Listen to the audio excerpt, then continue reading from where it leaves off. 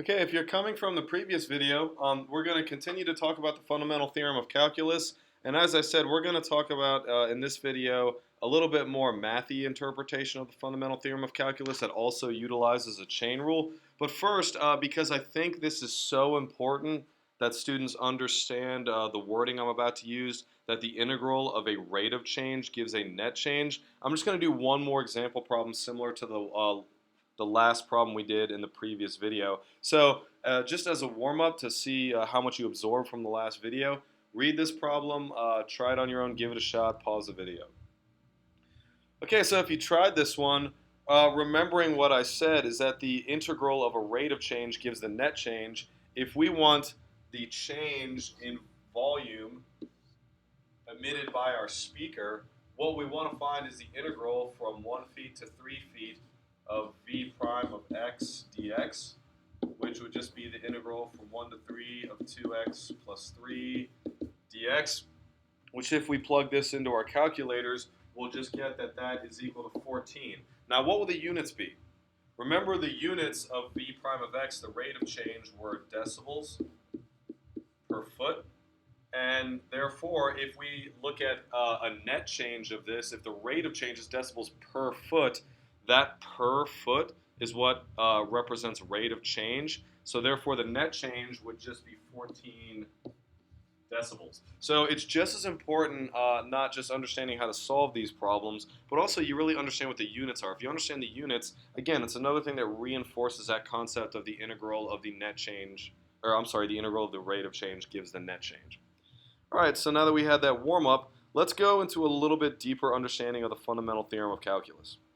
Okay, so let's start here. We're going to go through a progression of how we set up this new understanding of the fundamental theorem of calculus. So recall that in the last video we looked at this. This is a new way we can think about what a definite integral is. Again, the definite integral, this represents the area under the curve of f of x between x equals a and x equals b.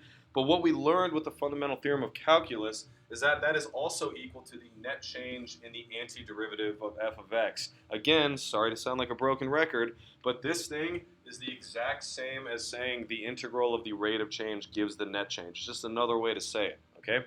So, in the next one down, right here, let's change one thing. Let's, instead of that upper limit of integration being the value b, let's change it to the variable x, and let's change the variable inside our integral of t, okay? Again, variables are really just placeholders, okay? They have no significance aside from what they represent. We could have used f of smiley face d smiley face if we wanted to. Again, a variable is really just a placeholder. It's something to store some kind of bit of information, okay?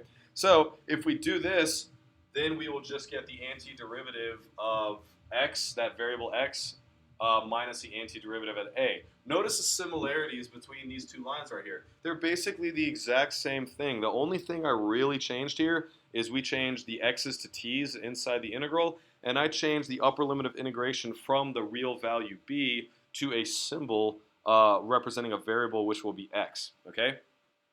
So in this next line down here, I'm saying, all right, well, let's take the derivative of that integral, okay? So if we take the derivative of that integral, well, the derivative of the antiderivative, that's what that is. That's just saying capital F prime of x. That's the derivative of the antiderivative. So you may be asking yourself, well, what happened to this capital F of a, okay? If capital F is an antiderivative, which is a function, if we say evaluate the antiderivative at x equals a, that will give us a value, a constant. So in this case, capital F of a may be 3.2. It may be 20. In either case, it's just going to be some value. And so what is the derivative of one value, like 20? The derivative of any constant number is 0, and that's why that f of a, capital F of a does not show up down here. However, from the fundamental theorem of calculus, we know that the derivative of the antiderivative just gives us the function back. So this symbology right here is another way to write this, which was the first way we described the fundamental theorem of calculus in the previous slide. This way of saying it, though, it's mathematically, it looks a little bit more complicated, but really it's just saying the exact same thing. Okay, so if this is a little bit confusing to you, I'd suggest you pause the video, rewind it, go back just to see how we got to this point. Because what we do next is going to be a little bit trickier, okay? So now what I'm saying is let's still look at this function f of t. Let's evaluate the integral, and then let's take the derivative of that integral. But what I've changed this time is instead of just the variable x, I'm saying let's actually put some function of x up in here. And at this point, I'm going to get up on a soapbox a little bit. This is very important, especially when it comes to some topics you come into in multivariable calculus, where you actually take integrals where your limits of integration are functions. This is one way that you can find volumes of objects or areas enclosed by certain curves. However, I have a bit of a beef with the AP people in introducing this right here. Personally, I would have much rather them stick to this as a definition of the fundamental theorem of calculus, but it turns out they frequently ask problems related to this concept right here. So all I got to tell you guys is don't be intimidated by all these symbols. When you see us work through this, when you see problems like this related to this interpretation of the fundamental theorem of calculus, they're actually very straightforward, but I think a lot of students get really intimidated by the symbols here, and they kind of just tap out the second they see a problem like this, when really they're fairly simple problems. Okay, anyway, back off my soapbox.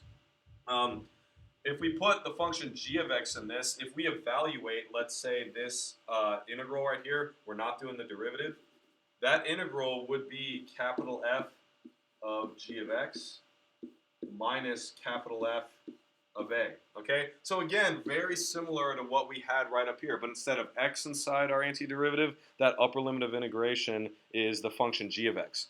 So if we then take the derivative of this whole thing, remember the derivative of capital F of a, that's just the derivative of a number, that's just going to go to 0.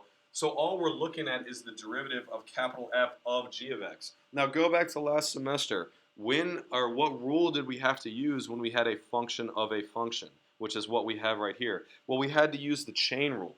So this right here is the derivative of this circled section right here. When we use the chain rule, again, we take the derivative of the outermost function first, keeping the inside the same, then multiply it by the derivative of the inside.